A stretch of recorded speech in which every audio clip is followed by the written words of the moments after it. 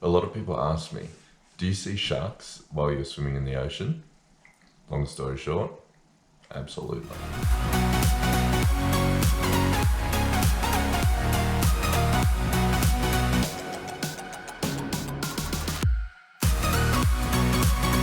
This day was really fishy, and the possibility of sharks skyrockets when there's a lot of food around, which is a logical explanation as to why these sharks were here.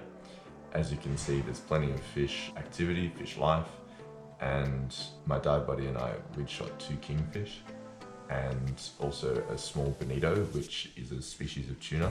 So there was a lot of scent in the water, and we were actually quite far from our exit point and in quite deep water.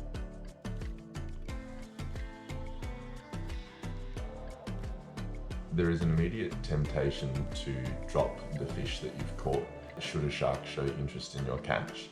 And while this might work the first time, the problem is that it teaches sharks that people in the ocean means that there's food around.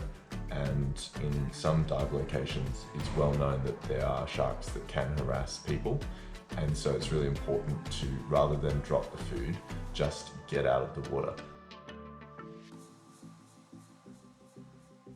So unfortunately, the hammerhead shark that you'll see in this clip had already found my catch by the time that I found him.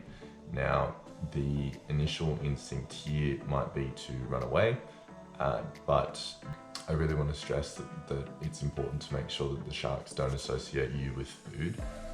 And so in that same vein, that's why I acted the way I did, quite aggressively, to show dominance. And as you can see, he got half of my kingfish, but thankfully he had that second one in his mouth and he didn't consume that one. Now, he did have it in his mouth for quite a long time, and there are some gashes on the fish. This is problematic. There's a lot of bacteria in the mouths of sharks, and so I did cut out those sections of the fish. Unfortunately, in this situation, we had a long way to swim, and we needed to defend our catch.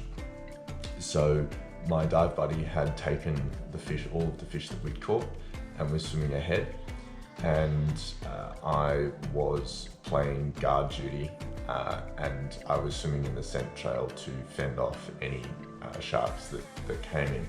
And as you'll see in these clips, that is exactly what happens. The clear water has meant that the sharks can see me and my dive buddy quite clearly, and so they're a little bit scared of our presence, but they're still attracted by that scent of fish, so we needed to get out of there, and that's exactly what we did. Understanding shark behaviour is part of diving safer, and I would highly recommend doing some research as to shark body language so you can identify some of those warning signs and make the right decision to dive safer on any day. Please like and subscribe this video, it does make a difference, and that way you can keep up to date with what's going on the channel. Thanks very much.